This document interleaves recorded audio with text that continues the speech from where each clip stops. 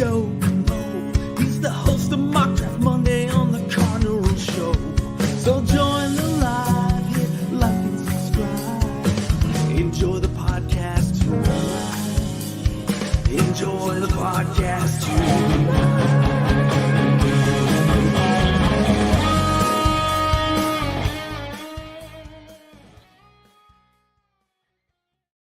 What is up? It is Mock Draft Monday, and we are just a couple weeks away from the actual draft. It's like it's catching up. It's coming at us very quickly. Feels like just recently we started Mock Draft Monday, and here we are. I am joined today by Marcos Labrada. You may know him as Pancake Soul or Marcos Labrada. He's been a part of the Cardinal Rule community for a while, and now he's a writer with AZSPORTS Underground. Glad to have you with us, Marcos. How are you doing today? I'm doing good. I'm just excited to take part in my first Mock Draft Monday. Right. Nice. Well, we're glad to have you. Looking forward to the conversation.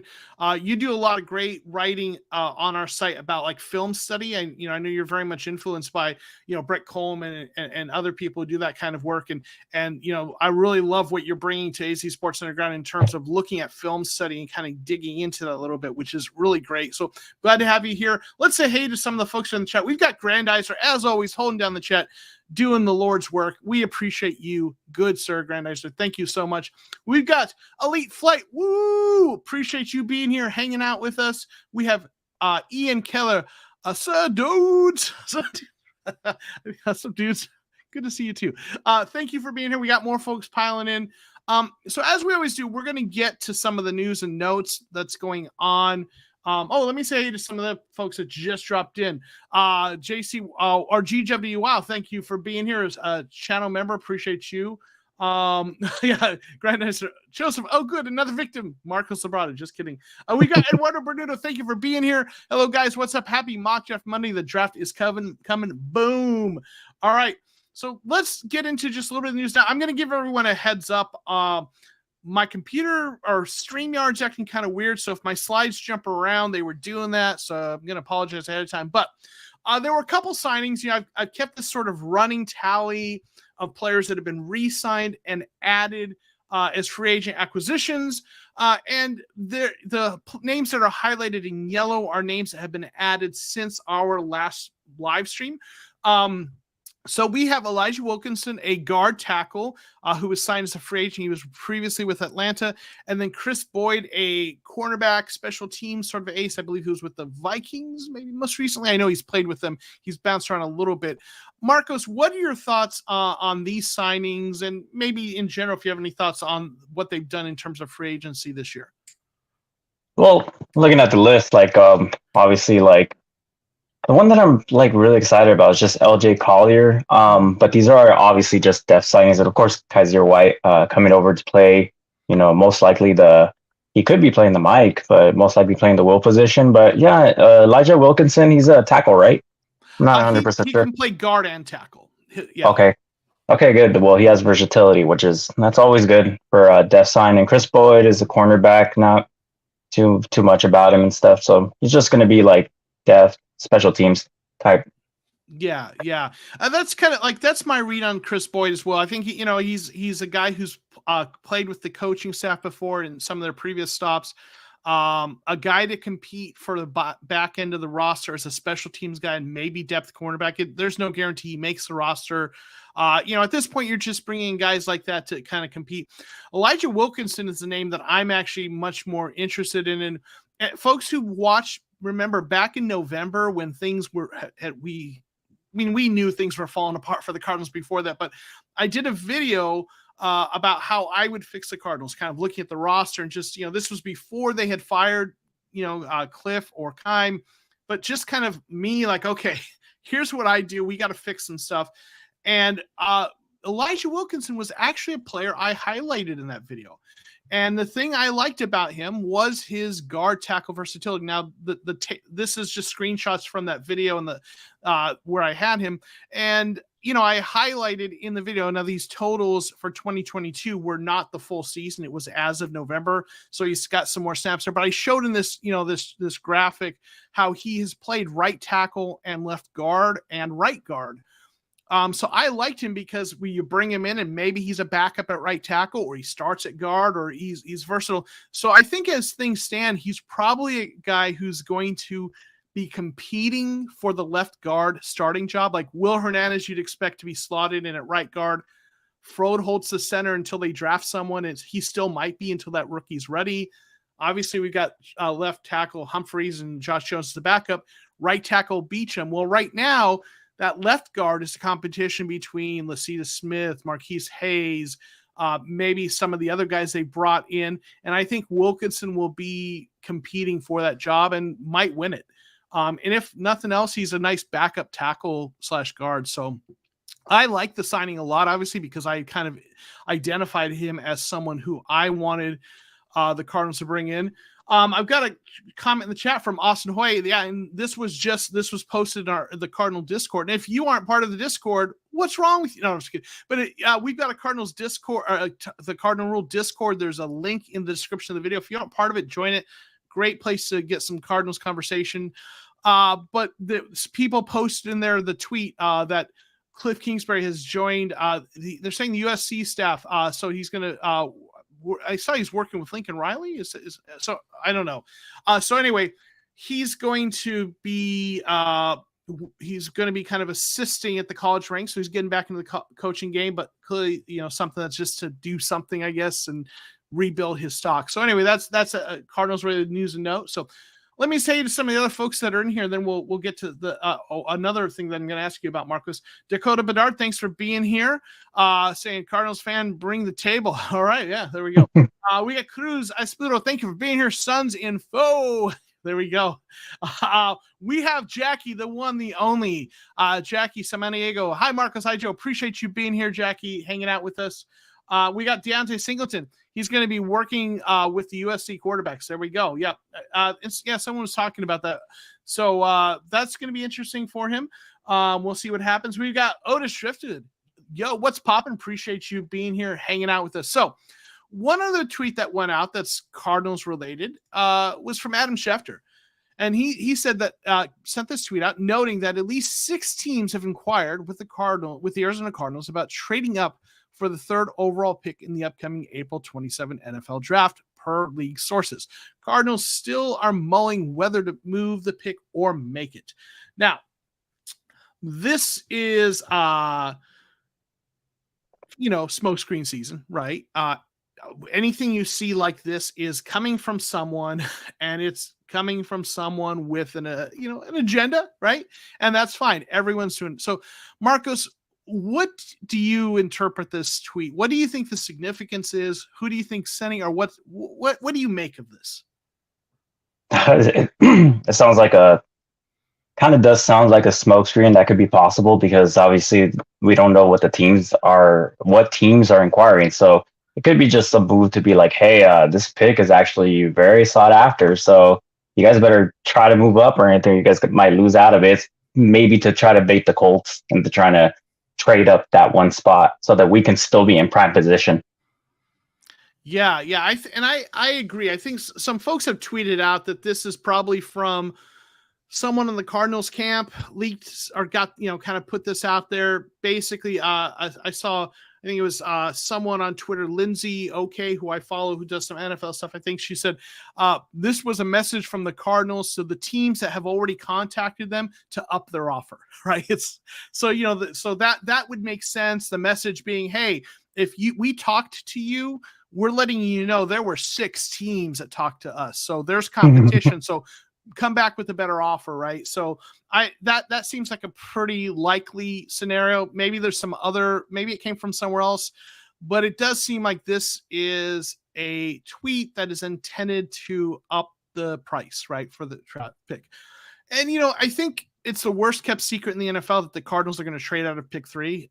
Just everyone kind of knows and believes that. I don't think there's anyone who follows the NFL closely, or especially in the media ranks or in the league circles. I don't think there's anyone that believes the Cardinals are sitting there at 3. It's just a matter of which trade they get. So yeah, I think this is part of that. Let me say to a couple of the other folks who just dropped in here, and we got Corey Cards. Hey Joe, hope you're doing well. Hope you're doing well, Corey. If I'm not mistaken, aren't you the defender of all things Zaven Collins? Let me know in the chat. I believe on Twitter you are a staunch defender of Zaven Collins, which I appreciate because I'm a believer in the talent. Let's see. We've got David Arzaga, Texans trade back from 12 to 3 to acquire D-Hop and Will Anderson. Thoughts?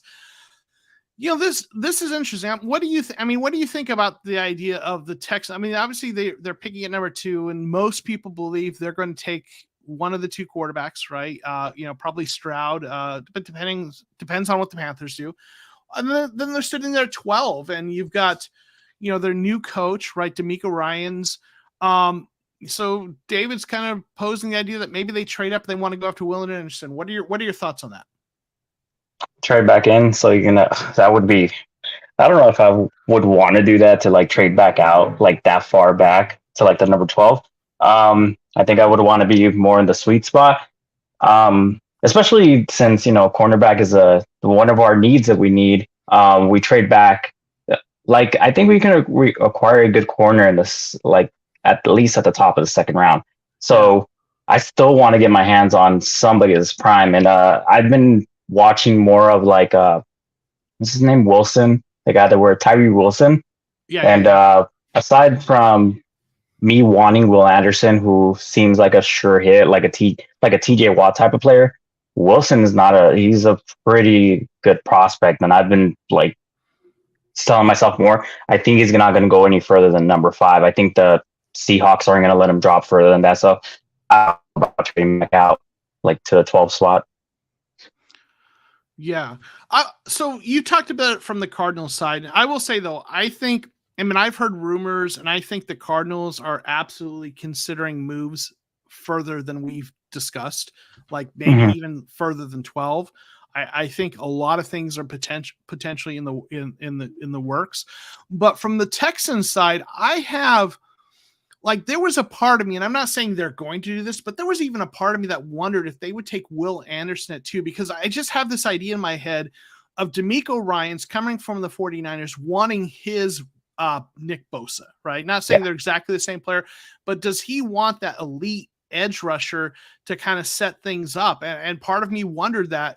I think they're going to go quarterback at 2, but the idea of them trying to trade up to 3 to acquire Will Anderson is interesting, but I think if someone else is trying to trade up for the quarterback and offers a good deal, I don't know. I think maybe they try their chances at 5 or 6 and try to get him there, because Will Anderson might go if quarterbacks go 1 through 4. And what if there's some people who think the Seahawks, based on what they look for in a defender, actually might prefer Tyree Wilson or even consider Jalen Carter. Anderson might slide it to 5 or 6. So that'd be interesting to see. So I think that's an interesting question, David. I'd be a little surprised if the Texans going up to 3 happened. I don't think they're going to do that. I don't think this is going to happen, but a more likely scenario would actually be they take Anderson at 2 and try to work their way up to get a quarterback, somewhere, or take a quarterback later. But even that, I'm not really sold on. So yeah, but good question. Let's see. Corey's saying that is he is a Zaven Collins defender. So appreciate that. Confirming that. Deontay is saying, I believe we won't trade down if we do until draft day. Yeah. And there was some conversation. I was in a conversation on Twitter, and I kind of agreed with that as well. And I said as much in a tweet. I think teams that want to trade up are going to they're going to kind of wait and see who's there at 3, because there's some question. Does Anthony Richardson make his way into the top 2, and is someone different there at 3? So we'll see though. It'll be interesting to see. Eduardo Bernudo saying the 6 that he thinks are in conversation: Colts, Lions, Falcons, Raiders, Commanders, and Titans. That could make sense.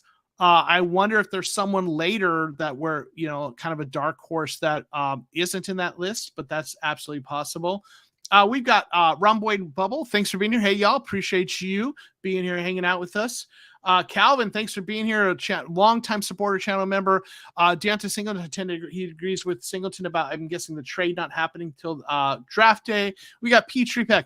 More and more mock drafts are having us trade with Colts and still get Anderson Jr. That would be a dream scenario. I think that's what most fans want. Mizaki Felix, thanks for being here. Texans, Titans, or Pats would be awesome. Okay, I could see all those in play. I mean the Patriots. There's rumors that they're kind of soured on Mac Jones, so that could absolutely make sense. And yes, Pete Trebeck, thank you. Hit the like button if you're here hanging out with us. Please hit the like button. Otis Strift would say Will Anderson no matter what from the Draft Day movie. So. I do want to kind of mention something about this. There's a lot of folks out there. I shouldn't say a lot, but there are some folks who I think are connected and know what they're talking about, who have suggested that things are going to get a little crazy draft day. The things are going to go very differently than we're thinking. If you follow Brett Coleman, he on the Bootleg podcast with EJ Snyder. They were live earlier tonight. I was watching that, and they talked about both of them talked about they're getting conversations, messages from people they know in the league who are saying there's some things, some dramatic things trade wise or whatever are coming down the pipeline. I'm paraphrasing, but basically, get ready because some stuff's coming. In fact, it was funny. Tom Grossi was in the chat and Brett said something to him. Hey, Tom, there's going to be something for the Packers coming down the pipeline that's going to blow your mind or whatever. So, and Peter King, one of the most respected writers covering the NFL for decades. I just got done reading part of his epic column that he publishes regularly. And he talked about how people, and he's connected in the league, people he knows who are with teams who have said that they don't know what the teams in the top 12 are doing. So we've all seen a lot of mock drafts on Mock Draft Monday. We've seen a lot of mock drafts published by writers, and kind of the general feeling that I'm seeing and hearing from people in the know around who cover the league is that there's going to be a lot of surprises, and those mock drafts are going to be way off. So take it for what it's worth. A lot of weird stuff going to happen. Let me get a couple more comments and we'll go on to the next thing we want to talk about. Air Noobs, thanks for being here. Possible it's all smoke screens to get Colts to trade. Seems legit. Yeah, that could be it. Right. Corey's saying, thinking it'll be draft day pressure from another team below the Colts to take 3. I get Indy desperate to trade up a spot, and we get 2 top 35 picks for a price of 1. Pete Trupek saying Chris Sims had Will Anderson Jr. as a 4. I saw that 4th best edge. Tyree Wilson was 1. Wilson had 37 pressures last year. Anderson Jr. had 43 last 2 years. One is not like the other. I like Chris Sims, like his commentary, but yeah, he's got some weird rankings sometimes. So who knows, right? But anyway, so let's get on. What I want to get to next is the player profile. So every week I profile a player, and this week I am profiling a running back, Israel Abanikanda. And this is a player, he's a halfback out of Pittsburgh, one of the youngest players in the draft. He's 20 years old, a junior. He's 5'11", 216. He's kind of been ranked as a day 3 prospect, but he had a really good pro day, so I think he's going to potentially creep up into late day 2, like a 3rd rounder, possibly.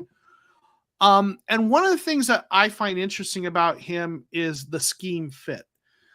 So looking at his grades are good. He had 1,426 yards, 20 touchdowns. There is one kind of red flag with him, and it's a red flag. It's something that, they talk about is important for projecting running backs to the NFL, and that is his yards after contact. There's a lot of running backs in college who put up a lot of yards in systems or, playing or whatever against lesser competition. But if they don't have good yards after contact, they don't always translate to the NFL. So that's the big concern with him. And when you read his draft profile, they talk about he doesn't play as big or strong as you'd like, but he is fast. But when you look at his measurables, he had a 4.45 40-yard dash, good 20 and 10-yard split. His vertical and his broad jump signs of kind of explosiveness were good. His agility stuff, shuttle and 3-cone were okay. His height is low and his weight is okay. But he's fast. But the thing that I find really interesting about Abanikanda is, and again, Brett Coleman and I mention him a lot because I respect his work and his buddy Snyder. They did a podcast on kind of some of the guys that they like in this draft on the offensive side of the ball. They've done a couple of them, and they talked about him. And the thing they talked about him is that he's a really good fit for what they talked about, the Shanahan offense, which is that kind of outside wide zone, that one cut, right?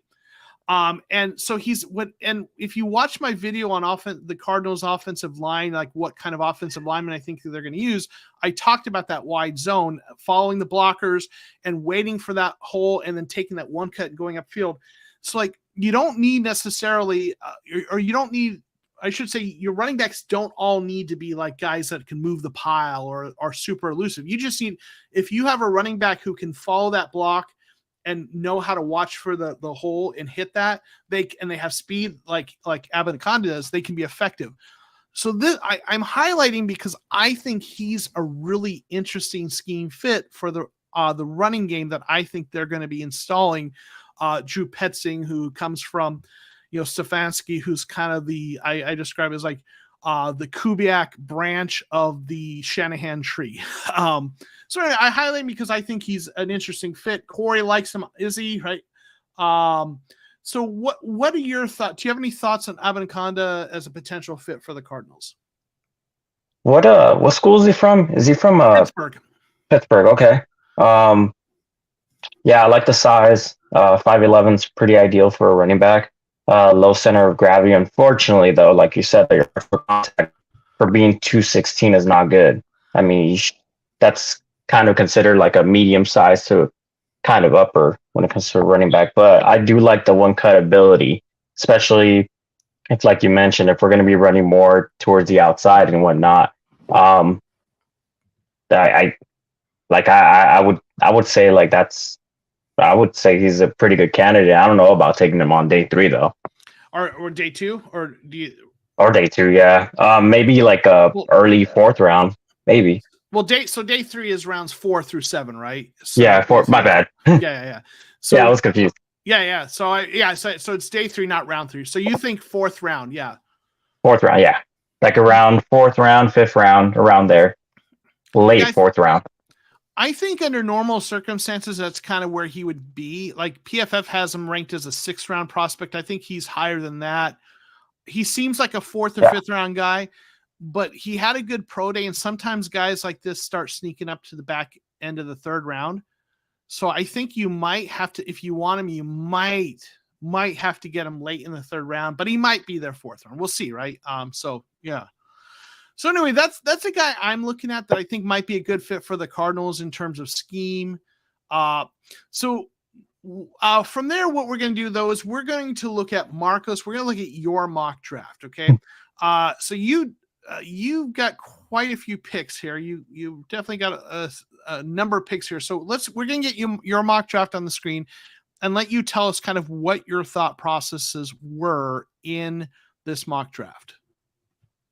Well, like when I was doing this mock draft, I know it's like kind of unrealistic with all the trades. So I just wanted to go like heavy numbers towards the back end. So I pretty much took almost all the trades I could. And then towards the back, I was like, okay, I'm just going to reject everything. But I wanted, just as usual, I wanted my people. I wanted to make sure that I got who I really do want. And I got lucky with one of my picks. And everybody else was more just position. Like, so I believe like when it comes to offensive linemen and defensive linemen, you got to hit the draft with like a lot of numbers. Because when I was doing my research for this article I'm supposed to be writing, I noticed that like you get them all around every single round. You get like the 5th round when it comes to defensive linemen and offensive tackle. Get them to 3rd. You do want to get your 1st round offensive tackles here and there, but you do want to get like your numbers there because you want to develop, you want to have like a pipeline, you want to make sure you have these offensive linemen sitting and sitting and like just developing, like behind your starters, so that way they're not forced out there. But like my Will Anderson pick, that's obviously I don't want to pass him up. You have a generational talent, if it's a for sure thing. That one was one of my favorite picks. Roshan Johnson, I heard if it wasn't for what is the running back supposed to go in the first round? Everybody talks Bijan Robinson. Yeah. So if it wasn't for him, Roshan Johnson would be higher in the draft and stuff. He's somewhat like a steal of a running back, like that you can get like in the probably 4th or 5th or 6th round or whatnot. Xavier Hutchinson was another notable one. 6'2" receiver. Doesn't have the fastest speed, but he's a good possession type of guy. Get up the ball and get it. Luke Whippler, he was another one. I mean, he's a must-have for the Cardinals. And the big one is Kittrell Clark. I don't know if this draft was off, but he's not going to be available in the 7th round. Kittrell Clark is very important for the Cardinals to get. He's been mocked somewhere in the 5th round, maybe in the 4th round. If we're lucky, we can probably get him there, but we need a nickel to come in that can play hard against the run, be the apex for the Cardinals going forth. So that guy is an important pick. I don't know how I lucked out and got him in like the last round. I picked 240. He's not going to be there, but those were my notables. Everybody else, I was just trying to just fill with like need and like position. So that's pretty much, that's just the basic of it. Yeah. Well, there's a couple of comments that I want to get to.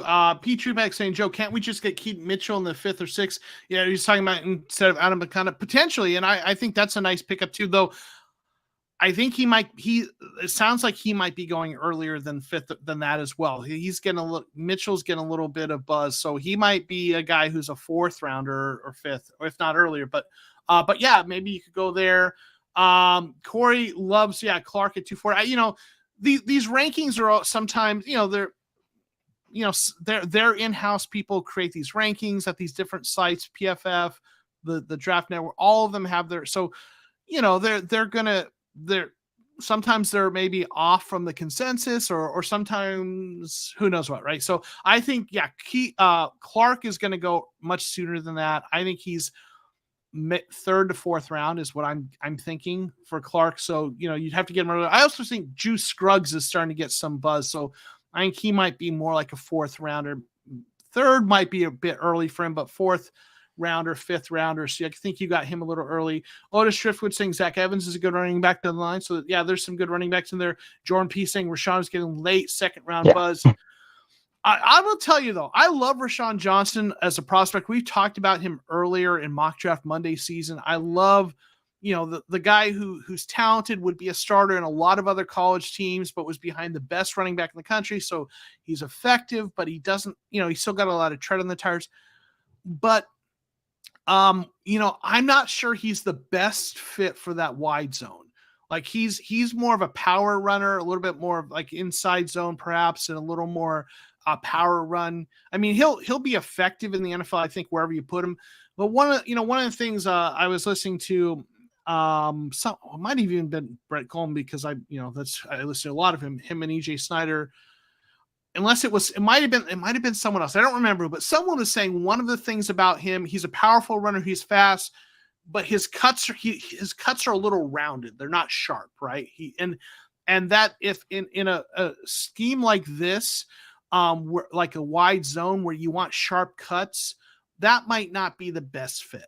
As much as I love him as prospect, Jordan P saying, Rashawn is more of an inside zone guy than a wide zone. So as much as I love him, I think he's probably not the guy the Cardinals are going to end up looking at. And, this is a conclusion I came to like probably just the last couple days, as I've been every day. I'm kind of just learning a little more about this. So Eduardo loves the power in the trenches, right? So good picks, right? So, but yeah, I think there's a lot of interesting draft picks. I know you want to stay and take Will Anderson. Sorry to burst your bubble. I'd be really shocked if that happens, but I think you know that. I think I would say I don't think Ringo, and I loved him early in the draft process because of the tools, but I don't think I think they're gonna run a lot more zone. And I think he's I don't think he's a great fit for zone. I think he's a little more of a maybe a press man corner is my sense. So I don't know if Ringo would be the guy. I think someone like Cam, what's his name? Cam Smith, I think. I mean, Emmanuel Forbes is a great fit. Guys like that. But yeah, there's some nice players on here for sure that I really like. I mean, they've met with Jervon Dexter, and I think he's a guy they're really interested in. I think there's a couple other nice picks getting us. I think they're going to be looking at safety somewhere. Obviously, Keitrell Clark. So yeah, I like it. Yeah. All right. So Corey's got a question for you. Marcos, do you see Scruggs as a backup center or interior depth if you draft him and Whippler? Probably interior depth. If we draft both him and Whippler, I think Whippler's going to be a day one starter, just like you mentioned at the back end. Yeah. So I think Whippler's coming in. If we get our hands on him, we draft him, and we have a new regime now, so we're not going to be. Hopefully, we're not going to be following the trend of just having these rookies just sit and not, have any impact starters. But I think if we get him in, if we draft him, he's going to be the day one starter for us. I've heard a lot of upside from Whippler. Yeah, I don't think I'll be honest. I think they only draft one center. I think because signing Froholt, I think that's their backup there. Right. So I think they're doing Whippler or Scruggs, but not both. But obviously this is just a fun exercise, right? Jordan P's really got on board with the trade back thing. He thinks picking at 3 is the worst case scenario. I follow, Jordan P and I follow each other on Twitter. So I see some of the things he talks about there. And I know he's really kind of come around to looking at like the kind of value, draft capital value, especially if you can get future first round picks, and how that's really worth looking at. And and I'll tell you, I think trading back and getting future picks is something they're going to be really interested in. And I talked about this earlier, but Monty Ossenfort was not able to install his full process this year, right? He got hired, had to kind of get, the drafting or the scouting stuff's been going on since before he was hired. So he had to come in and kind of find a way to kind of fit in. And this next draft is when he's going to be able to have his full process installed. So I could see him, rather than taking an early pick here, wanting to trade back, get a little more draft capital, but in particular, get some really good picks for the next year or two when he's going to feel more confident that he's going to have the information he needs to make the kinds of picks he wants to pick. So I think trading back is something that is going to be a high priority for them. Ryan Lindsay saying, to be honest, I don't really want Will Anderson. I would much rather Van Ness, like an extra first or second next year. Like, Van Ness has a lot of potential. I really like it. He's going to need a little work, but I like the tools there. So I'm kind of more in that mind. Kev Brooks saying, how the hell we got that many picks? Yeah. Is this one of those where they propose the trades to you, or do you get to propose the trades on this site? No, they propose the trades to you. So I take advantage of them. They propose the trades, and Marcos just kept saying yes, right? Granddad, thank you so much. Subscribe for the knowledge, stay for the personality. Thank you. I appreciate that. But I would tell, I'm, through Mock Draft Mondays, it's been such a fun process learning about the prospects. This is how I learn about the draft class, and it's been so much fun. I'm getting at a point now where what I'm starting to do is I'm starting to move in the direction of trying to wrap my head around what I think the Cardinals are going to do. Not the prospects. Most of my mock drafts up to this point have been much more about the players I like and how I like to build a roster, like which positions I like to take in which rounds, right? I have sort of these beliefs about roster building philosophies, but I'm starting, just in the last week or two, I'm starting to spend more time trying to wrap my head around and get a sense of what I think the Cardinals are going to do based on, the teams Monty has drafted with, before, which I had a video where I talked about that scheme fit, trying to get a sense of where players might, the players that maybe the rankings on PFF and places like that have them too high or too low and they're getting some buzz, right? So I think that So where I'm going with this is the mock draft that I'm going to share in a minute for folks watching. You might not love my mock draft, The mock draft I did this week is, I'm calling it much more of a predictive mock. I try to, using some of the research I've been doing lately, looking at everything, and I've been spent a lot of time wrestling with how I think they're going to, and also looking at players they've had visits with, right, during the combine, their top 30 visits and stuff. So the mock draft I'm about to go over, if you don't like this mock draft, I understand, but this is me trying to do one of my best efforts to do a mock draft that I think represents how the Cardinals might approach it. Not necessarily what I want, but what I think they're going to do. Okay. All right, everyone. But I can tell you, Jordan P is going to like some. Jordan, I see you. You're going to like, I think you're going to like a few of my picks. So here we go. PFF didn't like it. You're going to see some Fs on there. Here's my mock draft. All right. I had us trading back to 11 with the Titans. I don't know that that's the most likely trade partner. That's one people have talked about, but I wanted to do one where we traded back a little further because I think there's a reasonable chance that happens. So we traded back to 11. We've got a third rounder this year, plus they're obviously pick 11. We got a future first rounder.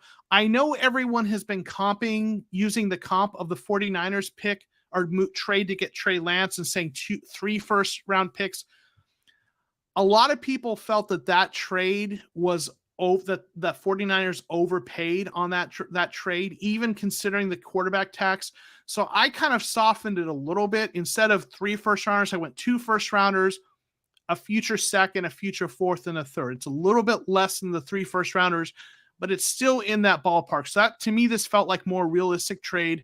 We'll see what happens. So I traded back. And then I went with Lucas Van Ness, a guy who I think, he needs to develop some pass rush moves. He doesn't have a lot of versatility, but he has the tools. He has bend. He has everything you're looking for. He's big. He can kind of play inside and out a little bit. And I think he's a guy just barely scratching the surface of his talent. So I think he'd be an interesting guy they might look at. I think Jonathan Gannon and Nick Roush are going to want to get some defensive line guys and edge rush guys, because we don't, that's an area where we don't have a lot right now that's really a high end. Then according to PFF, I did a major reach because they have him ranked at 148, but even PFF had an article this last week about risers and fallers, players whose stock is up, and they mentioned Jonathan Mingo. And if you follow a lot of the news, there's people saying that he's going to be a day 2 receiver. And he's a guy that some people think, there's even been word late first round. I don't think that's going to happen. But I took, I did a little bit of a bold move here, and I could have got him later because of PFF, but I wanted to go with something realistic. So I went with Jonathan Mingo at number 34, because I could see the Cardinals doing that. I think his comp, he's not necessarily, I'm not saying he's at this level, but style of play is kind of Deebo Samuel. He's that kind of player. He's got that kind of athleticism or close to it. He's kind of strong and big, maybe not quite at the level of Deebo in terms of athleticism, but I could see in this offense, which is kind of the similar, I think is going to have some similarities to the Shanahan style of offense from the same family tree of offenses. I could see them wanting a guy like that. I mean, in Cleveland, in Philadelphia, they had AJ Brown. They liked that big receiver. So I went with Mingo there as a guy I thought they would go with. And then this is a deep cornerback class. So as much as I love those first round cornerbacks, you can get a guy later. And, they signed Rashad Fenton. They've got a couple cornerbacks in the house. They need some additions, but I thought, okay, we can go cornerback later. So you got a guy like Garrett Williams who has starter potential. He's recovering from an injury, but I went with him in the 3rd round, right? And then I've talked about Jamie Robinson before. See, it's his safety, but I think he also can play slot. So I went with him also in the 3rd round with the idea he's going to play a little bit of slot and a little bit of safety in their defense. And then I went with Javon Dexter. They get a big interior defensive lineman. He's like 6'6", 300 and something pounds. And if you look at the Eagles defensive line, they've got a couple guys that are big like that. So I think he wants someone like that in the interior. So on Dexter, Hopkins, who knows what's going on with the trade, but I went with a 3rd round pick. I know some people think it'll be higher or lower than that. We'll see. Obviously, I went Abanikanda. Maybe I went a little early on him, but I wanted to make sure we got him. Then when I missed out on Whippler, right? So I went center later with Olusegun a center I really like in the 4th round. Then Braden Daniels, he's listed as a tackle, but I think he's going to convert to guard, but he's versatile. I think he's a good fit with what they're going to do. Excuse me. And then, I went with the linebacker, Mikel Jones. He was good in coverage. I think that they're going to want someone who does that. The Patriots often like to take linebackers late. So I figured maybe Austin Fort was influenced by that. I don't have anything particular. It wasn't him particular that I was drawn to. It's just, to me, probably the best linebacker at the time. And then McClendon Curtis, a tackle that they've met with later, although I think Curtis might go earlier than this. He's getting some buzz of going a little bit earlier. So we'll see. So this is what I went with. Let me see what I know some comments in the chat. Jordan's saying, he's talking about the trading. Also, many may not agree, but we might also want more picks in the future to hedge against the possibility Kyler doesn't work out. Remember, they didn't draft Kyler. I mean, they're going to give Kyler every chance, but you have the extra picks to prepare for whatever eventualities it might be, whether it's that or something else. Otis saying Monty going to be watching draft day more and more as we get closer, right? Yeah. Eduardo saying 3 F grades because John Michael Schmitz wasn't drafted in this mock. Yes, that's why. And I don't blame them, right? Jordan saying, yeah, PFF solo on Mingo. Still, I don't know why. I think we'll see that change between now and the draft, but yes. Corey's asking, was Gonzalez or Witherspoon available after 11 trade? Iowa players aren't O-linemen scare me. That aren't O-linemen scare me. So I will tell you, Gonzalez was available, and I didn't pass on him because I don't like him. When I made this draft, you know how sometimes PFF, the draft is going to go how it goes, but I wanted to get Lucas Van Ness in here. Like when I'm doing these mock drafts, sometimes I have players I want to get in there because I want, I do these mock drafts to demonstrate certain things. So, Gonzalez and Witherspoon are often gone. I mean, I do so many mock drafts. When I get to 11, there's been a lot where I've traded. When I get to 11, they're usually gone. I think Gonzalez was still there, but I passed on him. Not, in real life, I don't know that I would, but again, because more I wanted to set up this mock draft. Iowa player, I get, their offensive linemen, and they're good with their tight ends too. But I like the physical tools. I understand that there's always risk, right? Jordan P saying he's similar to Debo and AJ Brown comp. Yep. So those are the comps that I kind of look at with him. Ryan saying, I actually think this is pretty good. It has Van Ness and Garrett, especially McClendon. He's a major sleeper, right? Okay, yeah. Kev Brooks saying, I would draft center round 3 and quarterback round 2 and round 6. Yeah, listen, I wouldn't hate that either. And I'll tell you, I do so many mock drafts. I've got mock drafts that look like that, Kev. And I wanted to highlight certain things in this to see what this looks like. So I think that's another way to go. For this one, I went the way I went here. Jordan P saying we also hired Dexter's ex-DC at Florida, right? So there's some familiarity there, right? Was Tyree available at 11? I would gladly take him at 11. No, he wasn't. He was not, and he usually isn't. But yeah. Mizaki Felix, do not want Van Ness. He is a one-trick pony. I get that. But his one trick is power rushing right now, and he's young, and he needs to develop. But he's also got some really freakish tools for his size. He ran his 40-yard dash was like one of the best for a guy his size ever. So you're definitely drafting him as a guy who's going to need some work, but he's got his one trick is good enough. He can play right away. And then if you help him develop a second trick, he can be a Pro Bowler, right? So I get that needs to develop some, but at 11, I think that the tools there and the guy, I would definitely, I like him probably more than most people. Okay. Marcos, what do you think? Of your draft? Yeah. Well, or any of the players in general.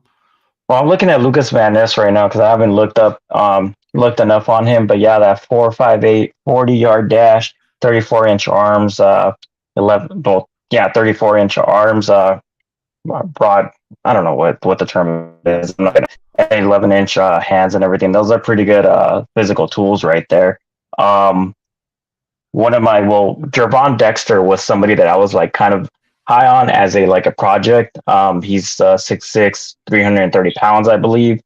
He has the capability of moving from 1 tech to 5 tech all around the line. Obviously not edge, and not too far defensive end, but they said that he has some versatility up in the middle. Let me check. Jonathan Mingo, that's who I was looking at when you first mentioned him. That I do like that pick. That's the type of person that I've been wanting Steve Keim to draft for like 3 years already. I've always been mentioning, I sound like a broken record. Where are the tall, big frame receivers? Doesn't matter that they run 4.58.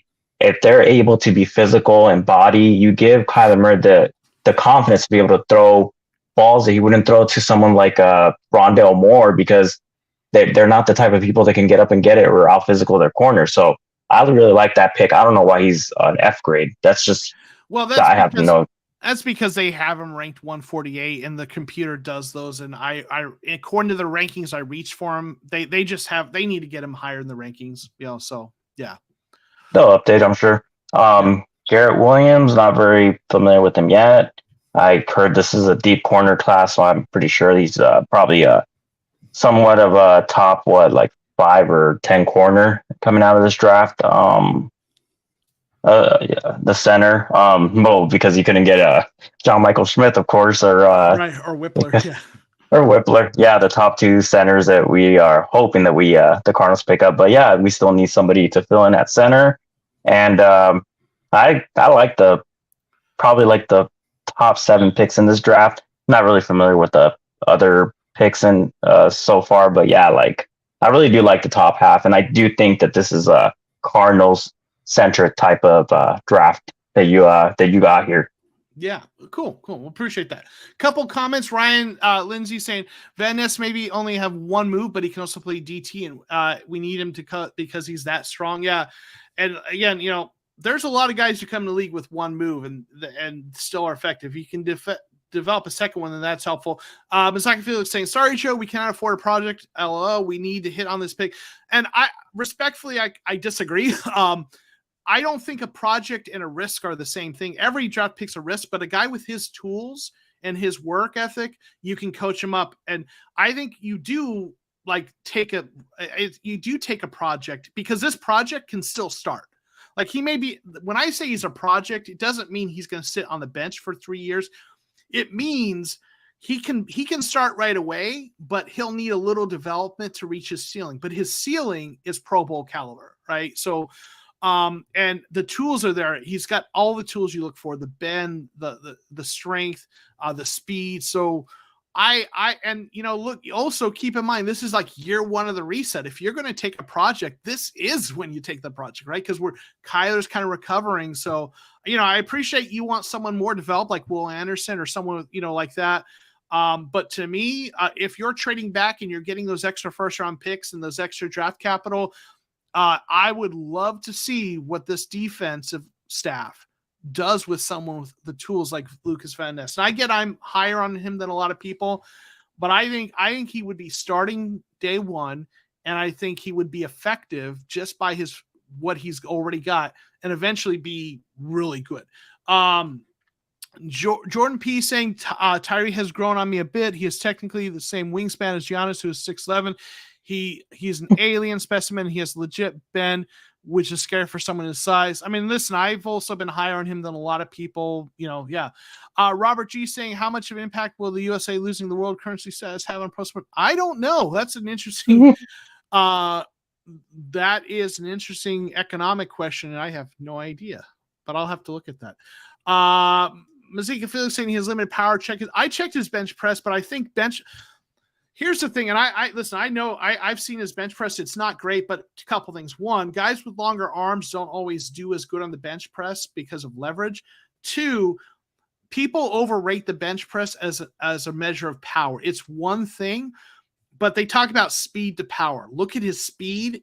A guy who moves that fast, that big, and has power. So I tell you, if you're going by the bench press as his power, that you're kind of making that. I'm just telling you, that's not all that is. But anyway, again, I like him more than most. I will acknowledge that. So do we know? Yeah, Corey Peters retired, right? That was something that meant, former Cardinal. So, he was a really great part of the team. So appreciate that. What he did for the team. And, he had a nice little career. So, all right. So that's the mock draft I have, before we get you out of here, Marcus. I'm going to make a kind of just mention a programming note, and I'll mention this later. So there are 2 Mondays left between now and the draft. Tonight is the last mock draft Monday in which we're going to do viewer mocks. I've got something different kind of lined up for the next 2 weeks. So we're not going to be doing, so this was, and I mentioned that in the Discord, this was the last week, if you're part of the audience, to get your mock draft in the show. But I've got a couple different things kind of in the works for the next 2 weeks. So we will have mock draft Mondays. They're just going to be a different format for the next 2 weeks. And then the draft is coming up. So Marcos, before we get you out of here though, tell folks, where they can follow you, what they can expect following you on social media, and what they can expect, from you, in your writing, AZ Sports Underground. Oh, you muted.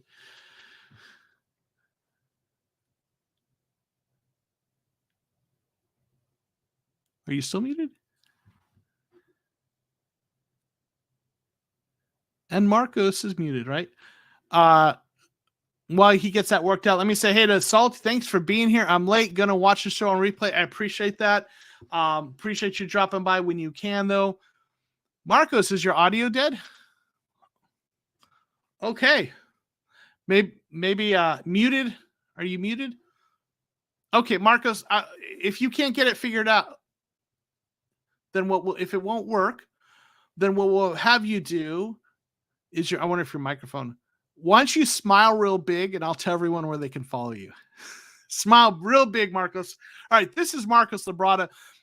Below, you should find his links, his Twitter handle. Make sure you follow him at Pancake Souls, and make sure you check out his work on AZ Sports Underground. He's doing some writing, again, a lot of film study, right? And we got silent movie. But make sure you check out Marcos's stuff. Hey, listen, if your mic was going to go out, at least it went out here instead of earlier, right? So it could have been worse. But Marcos, I appreciate you hanging out with us tonight. I appreciate the work you do on AZ Sports Underground. Everyone check out his stuff. He does really good stuff with the film study. Marcos, we'll see you later, man. Have a good night. Everyone, bye, Marcos. All right, we're going to get Marcos out of here. Okay. So now we get to the part that everyone loves, right? All of your mock drafts, right? Why you are here. So let's go over your mock drafts and let's see what we've got going on here. First up, we have Red Sea. Corey. Let's see. He has a trade for the Titans trade, right? He's did one probably a little bit similar to what I did couple first, then some day 2 and 3 picks. And he traded back. He also got a Hopkins trade in there with the Giants. And he starts out with Peter Skoronski, which is really interesting. A guy who is, a tackle. Some people think he's a tackle. A lot of people think he's going to be a guard. He's probably physically better suited to guard, capable at tackle, but could be a Pro Bowl guard. So he's got him at 11, right? Then he's got pick 34, Emmanuel Forbes, a cornerback out of Mississippi State, a ball hawk, right? Then he's got Luke Whippler late in the second round, right? So with one of those picks in the trade, he jumped up there and got Whippler, and there's a chance Whippler might be gone at the beginning of the third round. Then he's got an edge. I know Corey likes this guy, Isaiah McGuire, a little bit bigger edge out of Missouri in the third round.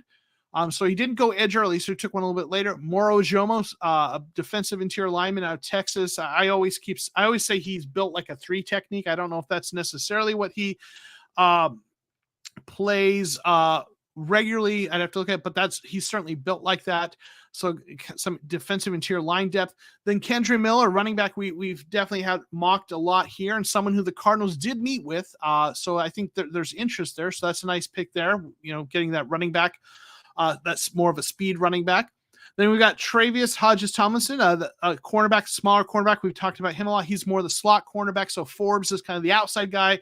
Hodges Tomlinson's more the slot cornerback. So like that combo there. I've been doing that a lot of my mock drafts, trying to get a bigger outside corner and a slot corner. Then we got Jalen Moreno-Cropper, a big receiver out of Fresno State. I haven't looked at much about him, but kind of a guy in 5th round. So, like the value there, right? Getting a bigger guy to maybe develop. Safety Anthony Johnson Jr. So I do think they're going to be looking for, they'll be looking for safety depth. So, on day 3 is probably a good place to get that. Then quarterback Stetson Bennett. A lot of people, like him as a backup kind of quarterback. So that's an interesting pick there. Then there's a trade to get a couple extra picks. Corey Trice, cornerback out of Purdue. This is a guy who's kind of going up on draft board. So I think he's going to be gone before the 6th round. I think he's a guy who's going to be going earlier than this, but a lot of people like him. You have 3 cornerbacks, which seems like maybe a lot. Some of the guys, I know they need cornerback, but I don't know that they've got room for all those guys in the roster. But who knows? Then Muhammad Diabate, a linebacker, so got some linebacker depth there, right? And then the punter, Michael Turk. So, yeah, I think this is a really interesting mock. I love Peter Skronsky as a prospect. I'm not taking an offense. To me, like in the first round, especially in the first half, I'm not taking an offensive lineman unless it's a tackle. And right now, our left tackle, really. And right now, we don't need a left tackle. We got 2 of them. Maybe the Cardinals don't love our left tackles, but there's other needs that I think are bigger. So for me, I'm not going Skronsky, but that's more draft value proposition thing. Forbes is a great fit. He might be gone before that, but if he's there, I love it. We love Whippler. I like getting those edge rushers, in round 3 to develop. Jomo's a nice pick. Love Miller, Hodges, Thompson, love it. So, yeah, this is a really nice mock draft overall. Maybe a few things I do different, but I like it. So, good job, Corey. We have a super chat from Raphael. Thank you so much.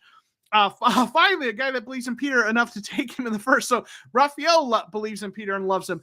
Yeah, listen, I love him as a prospect. Don't get me wrong. And again, it's a positional value thing, right?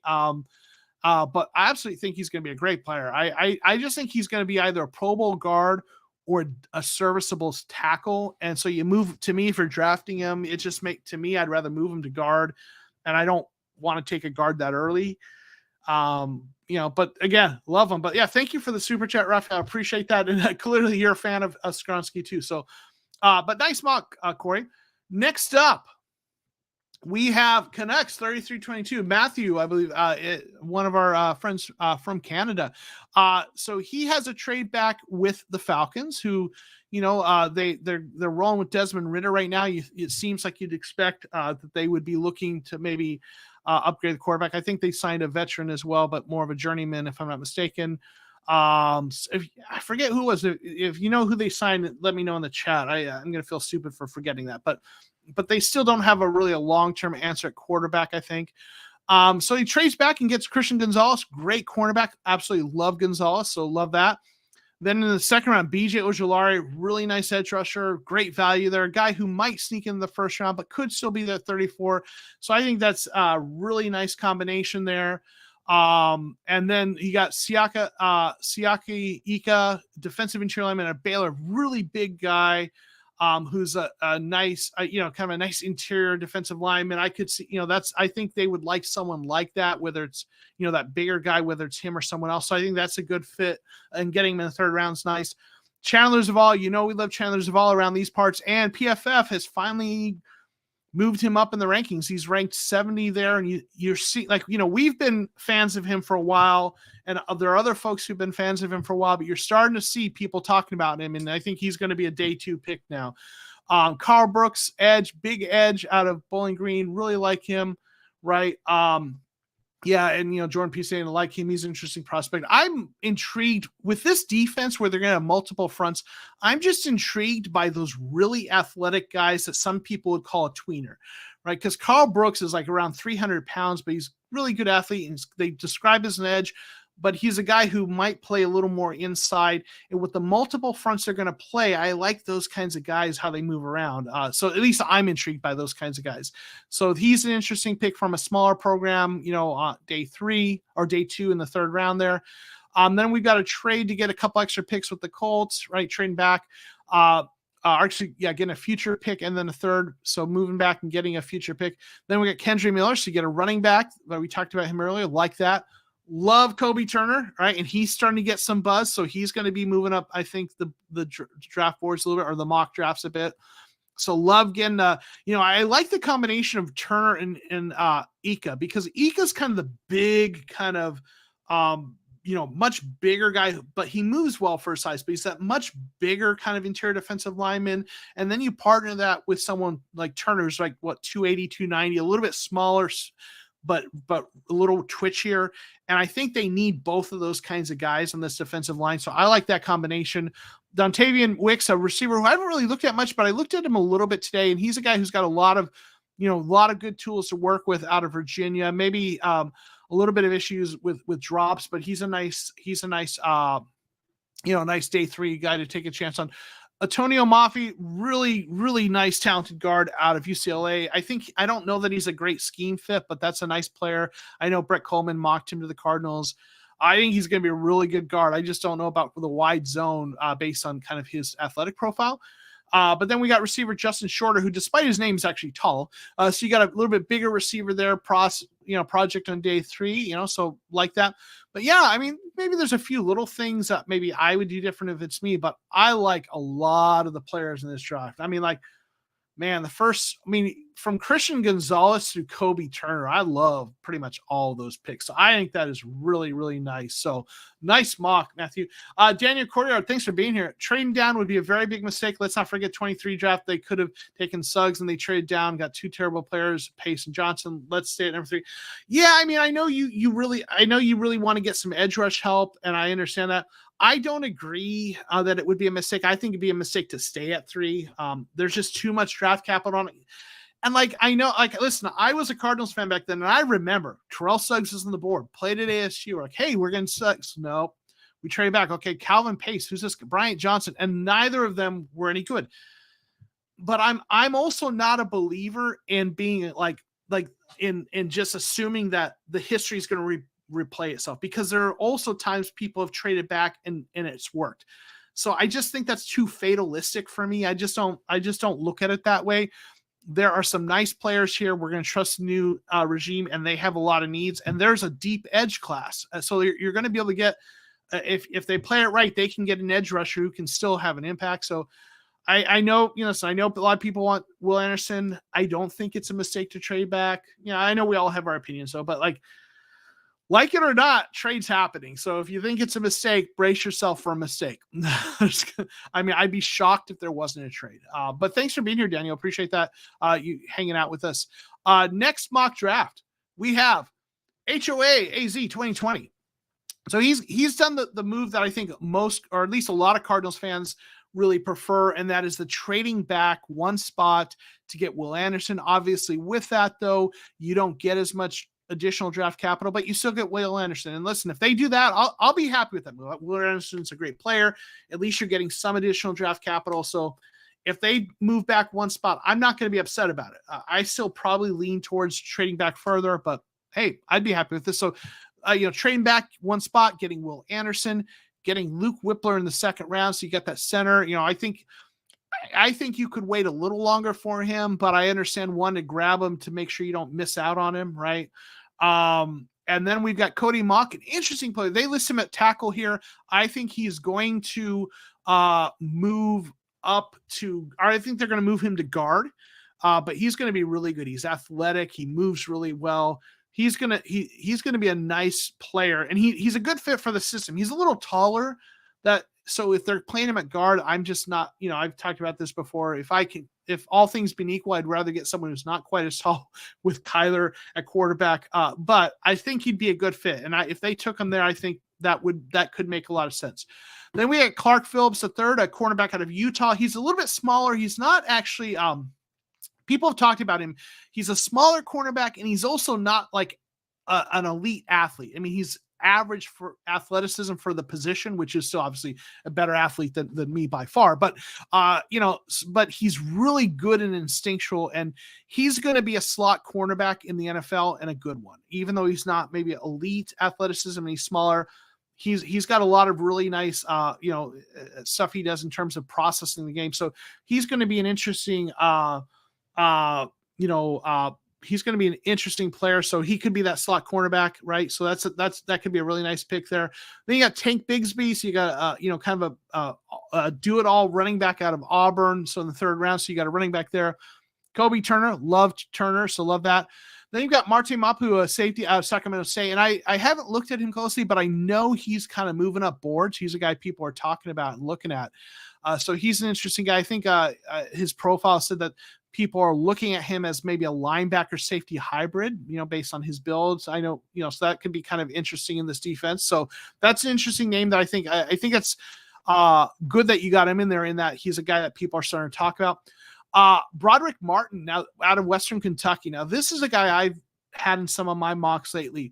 He is a big guy. He's like, if you don't get Gervon Dexter, if you miss on Gervon Dexter, this is kind of like the guy who's similar build or similar profile, that big interior defensive lineman, maybe not as, doesn't have as much, pedigree as Dexter, but he's an interesting guy out of Western Kentucky. So I've had him in some of my mock drafts as that sort of bigger interior defensive lineman later.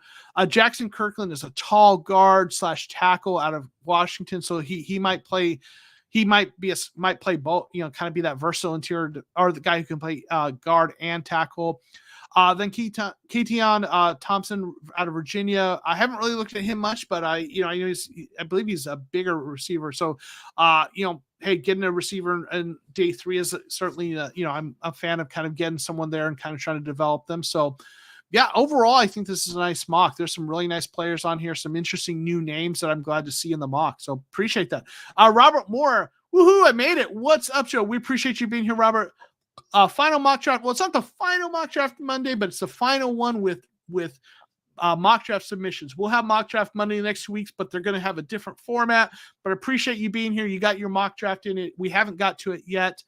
So we will, though, soon.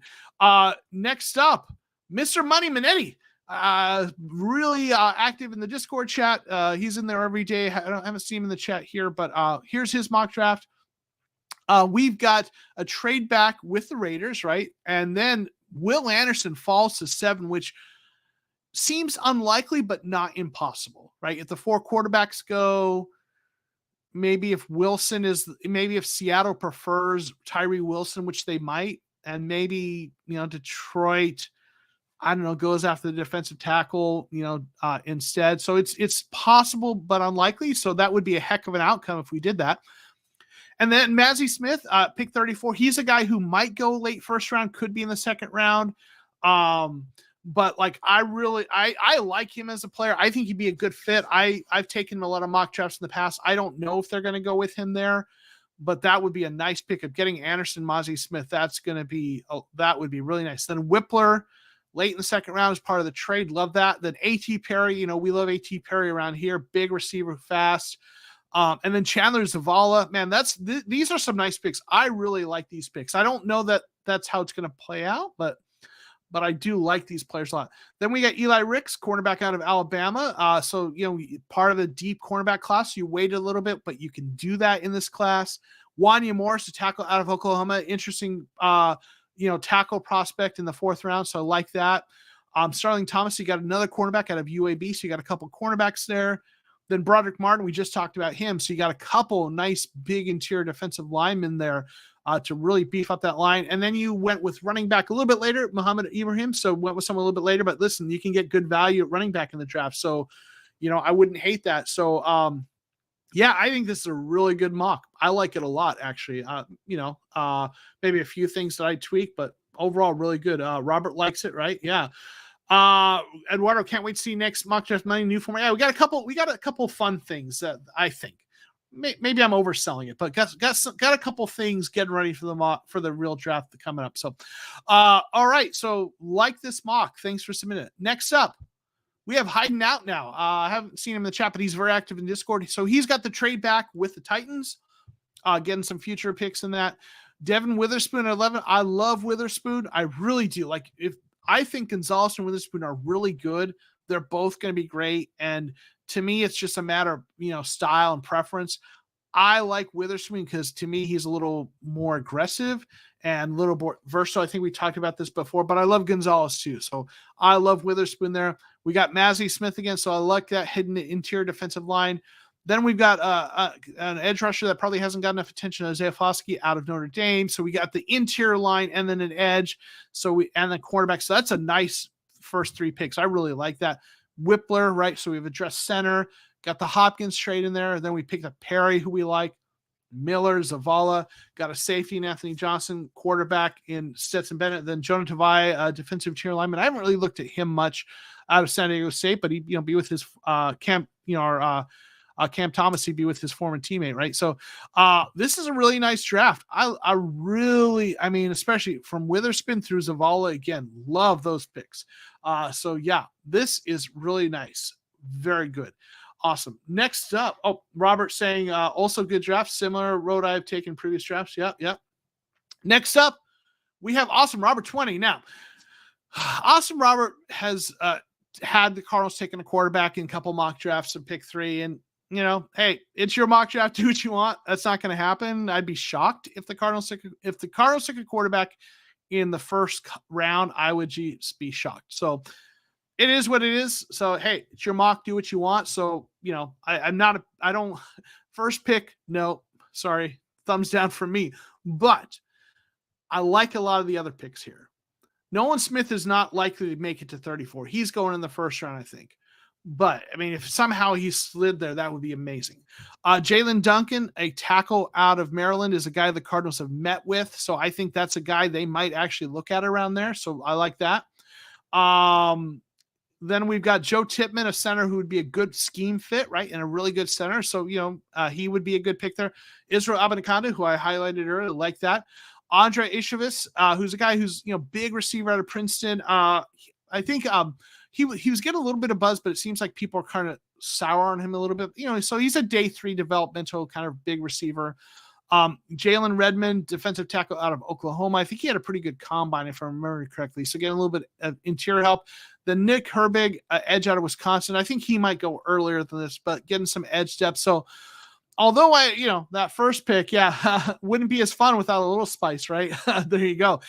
So yeah, the pick number 3 to me was a wasted opportunity for what the Cardinals need. But I like most of the other picks here. We'd want to get a center. Oh, you got a center, so you're good actually. Maybe what's missing? Cornerback. That's the one thing that's missing, right? So we need some cornerback help there. But other than that, other than the lack of a cornerback and taking a quarterback, that's Jordan P saying, if Nolan Smith was at 34, which I just don't see it happening, but that would be really nice. So yeah, aside from taking a quarterback in the first round and not having cornerback, the rest of the mock I like. So, all right, next up we have, here's Roberts. He got me kind of a picture of his screen, so it's a little blurry. You have to pardon that, but he's got a trade back. And this is one where the website, I think, proposes the trade. So it's a Titans trade. And, if you don't like what they gave in the trade, that's not, that's not Robert's fault, right? That's the website, right? So we have a trade back to Joey Porter Jr. Interesting. Going with a really nice cornerback, son of the former linebacker, Joey Porter. A lot of people say he's the best press man, corner in the draft, or at least best at press man. So, getting him there, that's an interesting pick. I think, so I'm assuming the other cornerbacks are off the board unless you really want to just kind of mix things up. So that getting a cornerback early. BJ Ojulari at 34, love him, right? We talked about him a lot. Getting him there is a nice pick. Then Tuli Tuipulotu.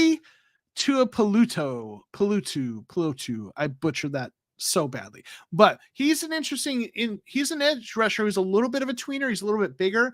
I like him for this defense. Like, again, a guy who can be a little versatile. He can play a little inside, outside, depending on the fronts they're doing. So that would be a pick I really like, right? And then we got Devin A. Shane, again, the fastest running back probably in the class. He's smaller, but you're looking for a speed back, change of pace back. He definitely offers that. Then we got Luke Whippler, the center at pick 72. I don't think he lasts that long in real life, but obviously that's a great place to get him. Then we got Trevius Hodges-Tomlinson. So you got your big cornerback in the first round, and then later, pick 96, you got your slot corner. So like that combo. Xavier Hutchinson getting your receiver a little bit later, right? Developmental receiver there. Emil Ikior Jr., guard out of Alabama. So you got a guard a little bit later to build some depth there. Maro Ijomo, adding more to that defensive line. Jake Bobo, big receiver out of UCLA, with big hands too. I think someone was saying that he's got his measurables are pretty good. So that's a nice developmental prospect. So a couple receivers to develop there. And then you got that backup quarterback, Stetson Bennett. So yeah, overall it's pretty good mock. I mean, I like, there are other cornerbacks I like better at 11, but that's me. But I like the edge rushers there. Woohoo. Yeah, that is blurry, but that's okay. Yeah, 10 10-inch hands, right? So that's pretty good. Daniel Correa saying, I have to admit, if we traded down, which I still don't want to, then I'd be okay with Nolan Smith. Yeah, he'd be a nice consolation prize. If we can get Tucker from Syracuse, that'd be great. Yeah, he's a very fast running back too. So yeah. And okay, this is the point of the evening where even if we have not had a single reference or single pick of John Michael Schmitz, which we haven't. Oh, Jason, thanks for being here. Appreciate you hanging out with us. Hey, running late, but I appreciate you being here. But this is the point. When we get to Robert Moore's draft, even if he doesn't take him, which he usually doesn't, right? This is the point where we play the John Michael Schmitz song. And I'm going to tell you, I don't think anyone took John Michael Schmitz. It's sad, but I understand why. I haven't been taking him. So here we go, everyone. It is that time of the beautiful evening show where we play that amazingly wonderful song that we all love, John Michael, He's Our Center Schmitz. John Michael, he's our center Schmitz. His name's on my draft too. No matter what they say, this mock is A-okay. It's got John Michael, he's our center Schmitz.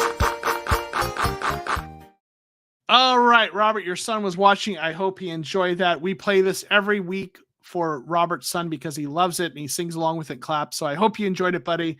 Yeah, no JMS tonight, and and any of the mocks. And yeah, I think Jordan P, after the Whippler news, JMS hype has unfortunately died. Yeah, was it the guy, was it Tony Pauline reported that someone said that the Cardinals were definitely going to take Whippler. Yeah, obviously we don't know that yet, but I think Whippler's a more likely pick, right? So I think we're a lot of us are taking them. Jason Crow saying, what percent do you think the Cards trade down, Joe?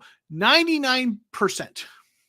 I think it's 99%. I think it's the worst kept secret in the NFL that they're going to trade back. I think they're going to, I just think 99% they're trading back. They're going to take advantage of this quarterback, the fact that there's 4 quarterbacks people like, that they're in this really great position, for anyone who wants, right? Yeah, Jordan P. Anyone who wants to have their pick of that third quarterback, right?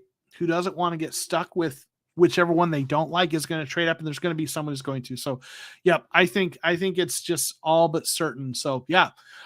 We got Payo Time. Thanks for being here. We appreciate you, Zach, dropping by. Always good to see you, good sir. So yeah, your son is smiling and laughing. Awesome. If we can make a child laugh and smile, that is a good thing. Jordan P. saying 0 cents take one player in your whole roster. Yeah, they have so many needs, right? Yeah. Oh, and with who? So we talked about it a little bit earlier, but to me, I think the most likely trade partners are Indianapolis. I think Detroit is a possibility.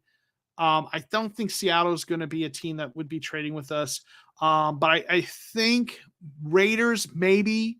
Falcons, a little bit of an outside chance. I think Tennessee's a good potential partner.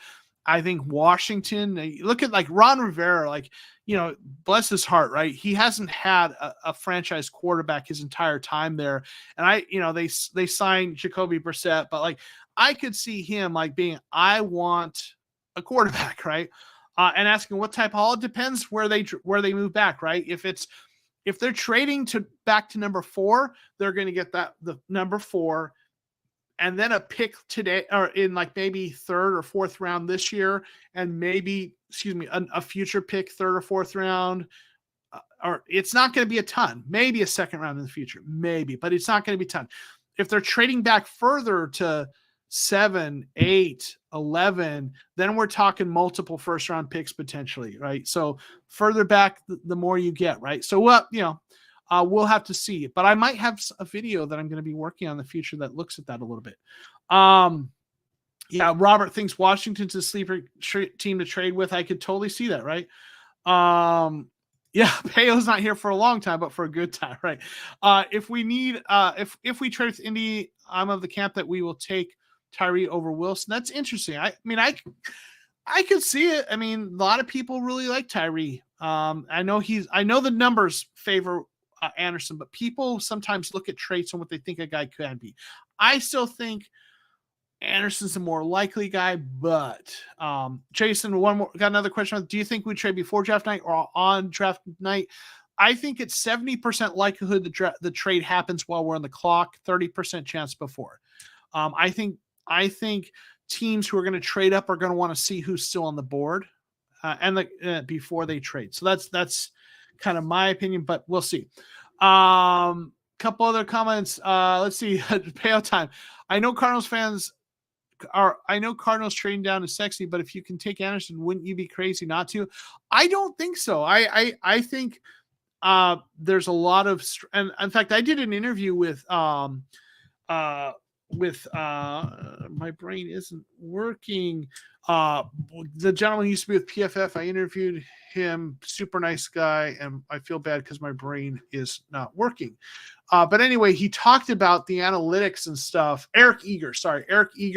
I did an interview with him. He talked about like all the analytics say trade back if you don't need a quarterback. And I believe that. Couple other folks have jumped in here. Rip Your Gold, thanks for being here. Yo, appreciate you hanging out with us. Kevin's saying Ron Rivera trashes QB press conference, so I see. So I see them for sure. Yeah. Okay. Yeah. He would like a better quarterback, right? We need a 3 first to move back that far. I mean, they're going to shoot for that. I don't know. I'm not sure if they'll get that, but they're going to shoot for it, right? I mean, if you go back into the late teens, you're getting 3 first, right? Yeah. Let's see. Payo's asking any updates on Kyler's health status recovery. Just that he's recovering, he's doing his work. I mean, there was a Instagram post of him doing, working out and lifting weights and stuff, doing squats and stuff. But we'll see, right? Yeah, I think, and I agree with this. The trade probably happens soon after Houston makes their selection. Everyone knows which quarterbacks have gone, and so we're on the clock. A lot of those deals have already. A lot of the potential deals have already been kind of discussed ahead of time, and then they kind of make the move then. So that's what I think, right? Okay. So, good mock though, Robert. Appreciate that. Next up, we have Greedy Green. Greedy did some major trade back right now. I know, like, again, some of these sites don't let you pick the compensation, but he did some major trade backs to go all the way back to 30, right? So he's got some future first round picks and stuff. So he went all the way back, then took Nolan Smith. I think Smith will be gone before 30 even, but but if you get him, that's a great pick. Then Tuipulotu. So you got a couple edge rushers there. Then Siaki Ika, the interior defensive lineman. So that's an interesting first 3 picks. You got some future draft picks. You'd want to get more draft capital than you ended up getting for that trade back. But again, I know that this site doesn't really, they propose a trade. So you just got to deal with them. Those are some interesting players. I mean, I like the players. I probably am not trading that far back. If it's me, I'm going to try to get someone a little more in the middle of the first round at latest, but still some nice players though, nonetheless. Julius Brents, an interesting cornerback, tall, had a pretty good combine. He's a guy that the Cardinals have met with. And, to me, he's a dark horse. Don't be surprised if they were to take Julius Brents at pick 34. I know that might seem a little early, but it wouldn't shock me. Or if they end up making a trade that gets them a pick later in the second round, Brents is a guy to keep your eye on him. Then we got Luke Whippler. I don't think he's going that late, but you love getting him, obviously. Rashawn Johnson, really nice running back. We talked about it earlier. I don't think he's an ideal scheme fit, but I love him as a player. We highlighted him earlier, and as I've gotten to study, things a little more, I've come to find that I think he's might not be a right fit for the scheme. but such a good player. Garrett Williams, that's a great, I don't think he's going to fall that far, but that would be a heck of a cornerback grab there. So you got a couple nice cornerbacks there. Neil Broker, a guard out of Ole Miss on day 3, right? Got to kind of compete and develop there. Carl Brooks, we talked about him earlier. That'd be a really nice pickup to get him there, right? Kind of a guy with versatility inside, outside. Charlie Thomas, linebacker at Georgia Tech. I haven't really looked at him, but I've heard some people talk about him. So, I think getting a linebacker late in day 3 is something I could absolutely see them doing. So that's nice, nice pick there. Robert Beal, edge out of Georgia. So you got another developmental edge. So there's some nice picks on here. I think the trade back that far was kind of interesting. I probably wouldn't go that far if it's me, but the Cardinals might. Who knows? I mean, seriously, it's really uncertain what's going to happen. So awesome. Appreciate that mock draft.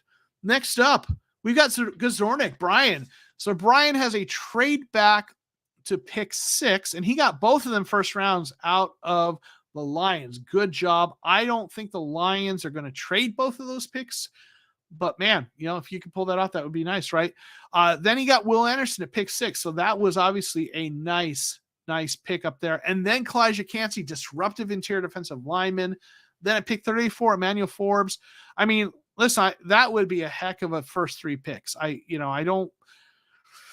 don't see it happening that way, but man, that would really put a nice infusion of talent in the defense. Then we got Joe Tippmann, arguably the best pulling center in the draft in the 3rd round.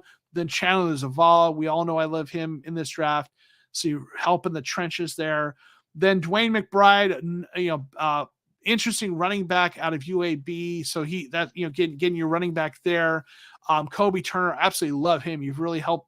You've really got a couple disruptive guys, a little bit smaller guys, but disruptive guys, interior line there.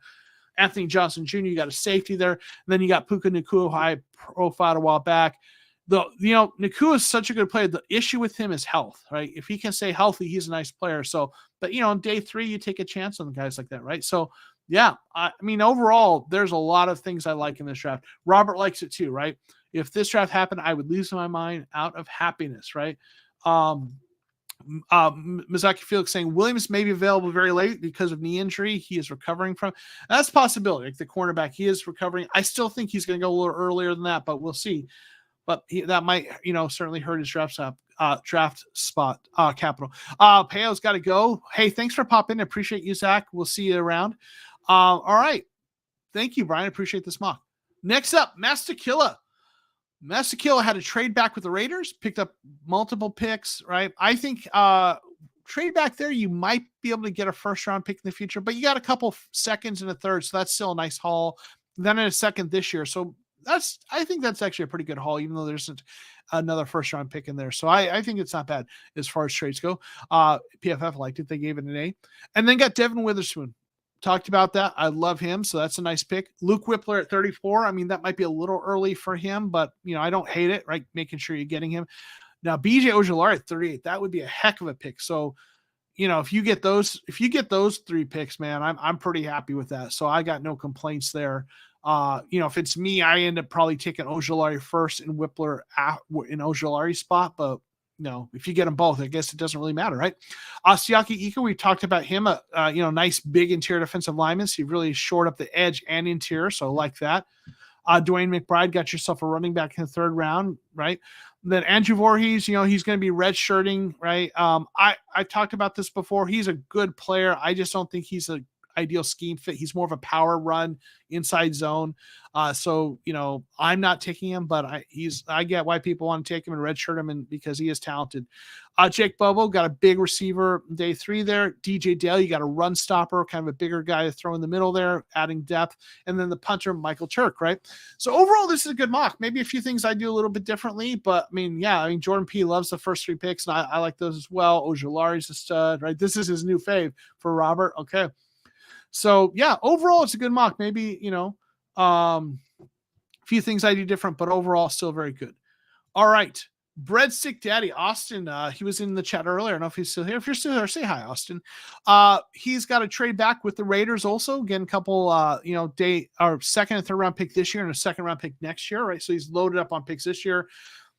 And at 7, he managed to get Will Anderson. We talked about that early. Maybe not mean, it's possible, maybe unlikely, but still possible depending on how it plays out. So that'd be a heck of a, I mean, that would be a heck of a get if you get him at 7.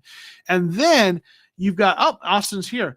And then at pick 34, Adetinwa Adebawore, one of my favorite picks around that range. I love him. We've talked about him before. He is like such an athletic freak. Fastest time for someone his size, I think, ever. It's just really at the combine. He might go late first round, but he might be there at 34, and I'd be really happy with him. So he's kind of another one of those guys who's a little bit inside outside versatility. So really help with the pass rush there. Then we get Whippler, right? Got that center that we've talked about that they need. Blake Freeland, got a guy in the 3rd round. He's tested so well at the combine, like athletically off the charts for his size. He needs some work. I mean, he needs a lot of work. His technique is just like non-existent.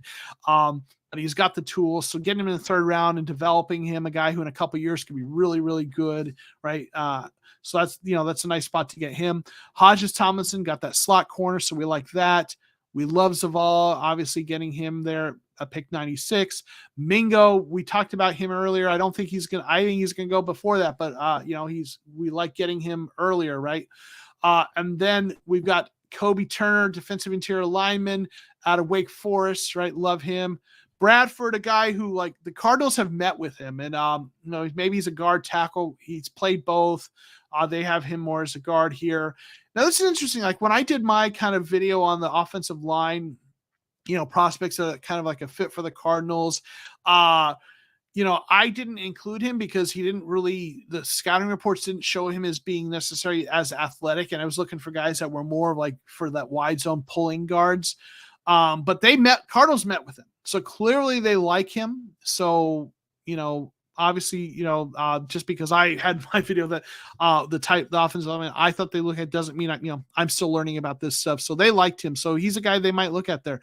And then DJ Dale, right, interior defensive lineman. So yeah, this is a good mock draft. Me, if it's me, I like to get a bigger cornerback in there somewhere. I definitely want to get a running back, but there's a lot of players on here I like, right? So for sure. Robert saying, I don't see Anderson dropping that far. Yeah, it's unlikely, but not impossible. We got Kevin in the house from the Reset Musical. Thanks for being here, Kevin. I didn't play your sting, but so Kevin is working on a musical with one of his buddies, writing it himself, and it's called Reset. So we did a little sting. I'm gonna play it now. We're resetting the Cardinals roster. Here we go. It's time to hit the reset. It's time to pull up who's it comes next.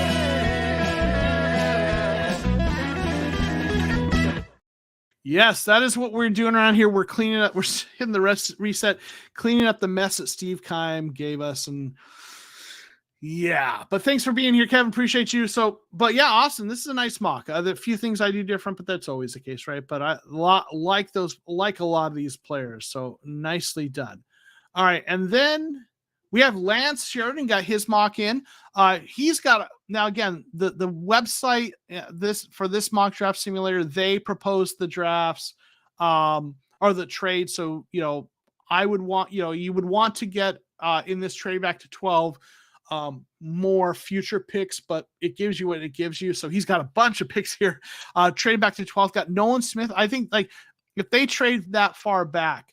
I think that is a very realistic player that they might look at. I think he's going to go somewhere between there and maybe early 20s, but I could absolutely see them trade back and take him. So that's absolutely a possibility. Then we got Keely Ringo at 34. I was really high, his athleticism. I talked about this earlier, but I don't think he's a great fit for the scheme. So I don't think that's the guy they're taking there. I think someone else is going to have taken Ringo, even though he's got being from Arizona. I think he's from Arizona originally, but he's got all the tools you look for as a big cornerback, but I think they're looking for someone who's going to have a different profile. Joe Tippmann, like that good fit at center, right? Matthew Bergeron, that's a guy they met with at the combine. And if you watch, there was film of him kind of meeting with them, I think in one of the flight plan videos. He's an interesting tackle prospect who's going to probably go somewhere in day 2, though there's a chance he sneaks into the back end of the first round, but he's thought of as more of a more of a day 2 guy. So that's a guy though I think they're interested in.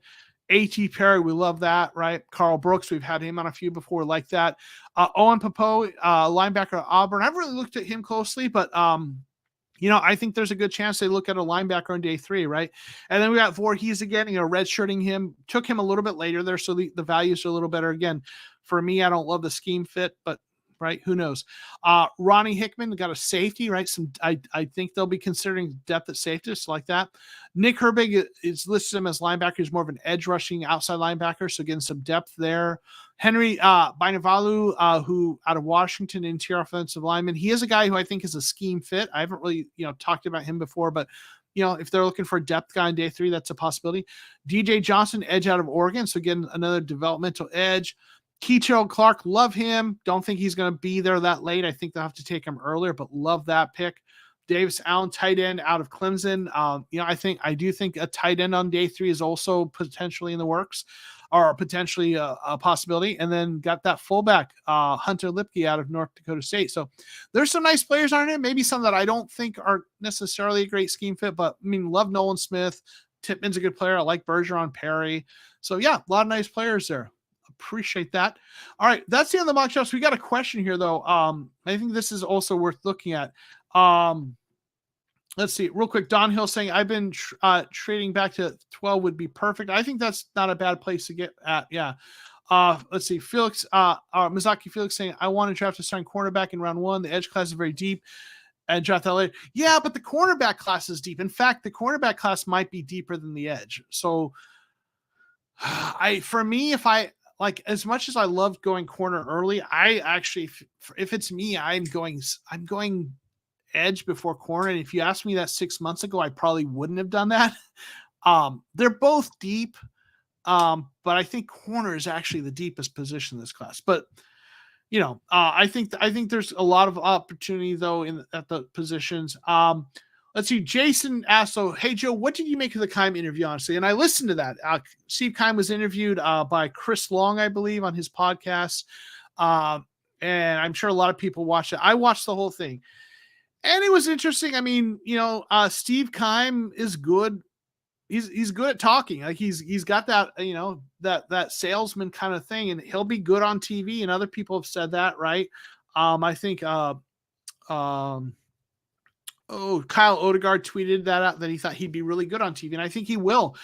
There were some interesting insights from it about things going on with and around the Cardinals. He danced around some of the things, like kind of made jokes to deflect a couple things, like in terms of the facilities, but it also felt like he was kind of deflecting blame. I thought his comments about, Hassan Reddick were interesting, because he talked about, how he told, if Philly, he's like, yeah, play him at edge, rush the pass with him. And he talked about how it seemed like he was blaming everyone but him for the fact that they played him an off-ball linebacker when they drafted him instead of as an edge rusher. And, he drafted him to do that. So it's part on him. So I enjoyed the interview in terms of it. Just for me, I like seeing any glimpse I can on what's going on behind the scenes. I take a lot of that with a grain of salt, but I thought he was trying to come out, make himself sound like the good guy in all of it. And I don't think he quite was in all of it. But it was interesting, right? Yeah. He likes Murray's smile. That's one of the things he talked about too, right? Yeah. So I thought it was an interesting interview, but it is what it is. So, all right. I'm going to mention a couple things before we get out of here. I mentioned this early in the stream. Tonight was the last night that we're going to do the viewer mock drafts, right? But the next 2 weeks, I've got a couple different things in the works. We will have mock draft Mondays the next 2 weeks, but they're going to be a little bit different. I'm going to have some guests, obviously, and a couple other things I'm working on. So I'll have more information about that. And then the draft is around the corner, right? It is almost here. We've gone through all these mock drafts, learned a lot about these prospects, and hopefully we're all going to be prepared when draft day comes to, know who these players are they're taking in the 5th round and 6th round. So, right, we're going to get out of here. I'm going to put up the shout outs for the channel members and for their support. If you want to be a channel member, there should be a link below to do that. It's a great way to support the channel if you're so inclined. So we're going to do this, the shout outs, and get the theme song out of here. And we are going to go. See y'all. Peace.